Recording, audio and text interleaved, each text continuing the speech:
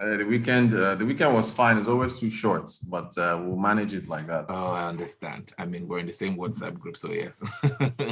Let's look at the some of the big stories from the weekend in terms of business in a moment. Now, you listening right now can be part of the show. Remember, by sending a message to us on WhatsApp 0809-444-0981. We're streaming live on YouTube. It's youtube.com/smooth981FM Lagos. Also tweet us at smooth981FM. We're looking at the airline operators of Nigeria, what they had to say with regards to flights. In fact, Rotus on Friday, the airline operators had, shall I say, threatened a shutdown on Monday. And a lot of people were scared. Now, from Abuja down to Lagos, to different parts of the country, a lot of people were running to the airports yesterday morning. And I hear there were flight cancellations because of the huge influx at the airports yesterday. Yet, in the night, we just heard a different story. Rotus, you want to talk about that? Help us, talk about this one. I followed this thing the entire way from start to finish. It was an aviation soap opera. What happens over this weekend? First of all, the airline operators of Nigeria, they said that they had to shut down flights today because diesel prices are out of hand and they could no longer operate profitably. And so they said that, okay, we will shut down. And that's where all the chaos started. But then the real drama was what was happening within their ranks. So the airline operators of Nigeria is made up of domestic airlines. The chair is the head of Air Peace. The co-chair is the head of, I think, Azman Airways. So those are the two headlines. And then you've got Ibom Air, Overland, Dana, all these other domestic flights, domestic air operators that are that have membership with the airline operators of Nigeria. So, when they announced it, remember back in March, they had a meeting with Mele Kyari, the group managing director of the NNPC. They also had a meeting with the House of Representatives, I believe, where it was agreed that they would have a license where they can import jet fuel, and there would be a price cap on the cost of aviation fuel, Jet A1, that they can buy. The cap was at 500 naira per liter. Prices now, I think, are above 700 or so. So that was the agreement back on March the 14th or March the 15th. And then we now had this announcement that was made over on Friday. So the issue is that where the drama really starts was that within the ranks, there was now disagreement. So first of all, Ibom Air broke ranks. Ibom Air put out a statement saying that, hey, listen, we understand that there's an issue with the high cost of Jet A1, but we cannot afford to stop flying. So we continue flying. Is it because they're government-owned Rotus? Well, Ibom Air is partially government-owned. I understand I think they use a Boeing A220, which is also used by Egypt Air. So there's some foreign participation there, I think. All right. So yeah, but yeah, partially owned by the Akwa Ibom state government, yes. Yeah, but if it's a government-owned airline, one would think that maybe they would go in the same direction, or maybe you have a point. Maybe that's the reason why they stopped. But I mean, they broke ranks. They were the first ones. Wow. Then AON now puts out another statement saying that, hey, listen, we understand that not all airlines are going to follow suit, but we are standing firm. So they released a second statement over the weekend saying that we're standing firm, and this strike is still going to, or rather not strike, shutdown of services is still going to go forward. And then other airlines started to break ranks. Then Dana Air put out a statement saying, nope, sorry, we are still going to fly. Then Overland Airways put out a statement, nope, sorry, we are still going to emailed Overland. I sent them an email. Within like 20 minutes, they responded saying we are still flying. So now, other air, I think Max Air said, look, we're not sure about this. We want to see how things will develop. But for now, it looks like we're going to still keep flying. So things started to fall apart. Okay, it looks like it wasn't a unanimous decision or agreement.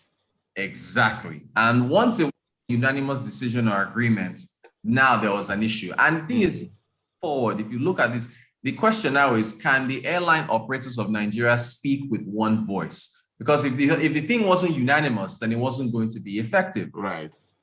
Then Air Peace now came out to the statement saying, hey, look, we are suspending flights. Asman Air also came out and said, we are suspending flights. So now there was clear division between all these airlines, yes. But then late last night, they now released that the AON now came out with another statement, their third statement, saying that, well, we've gotten some calls from the upper echelons of governments promising an intervention in this Jet A1 crisis. And so was this not the same promise made in March this year? Exactly.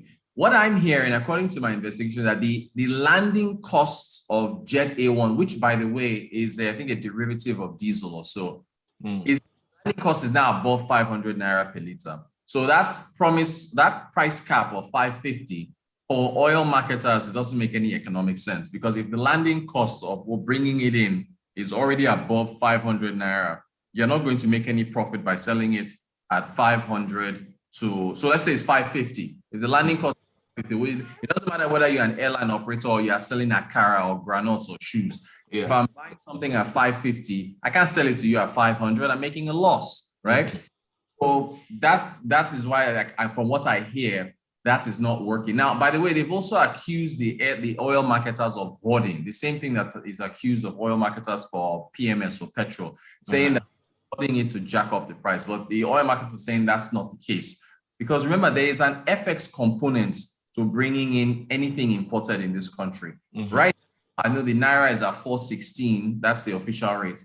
At the parallel market rate, it's like 590 or so. So whoever you are, if you are not getting it at the official rate and you have to source for FX yourself, remember NNPC is the sole importer of fuel, you're facing higher costs. Mm-hmm. And so if higher costs, you have to pass those costs on to the consumer. So it's a really tough situation for the airline operators. I understand there's another strike that is involving unions, the Air Management, NAMA, NCAA, there's some Nigerian Civil Aviation Authority, some other unions. But even there, there's as well, because one of the unions said they're not going forward with it.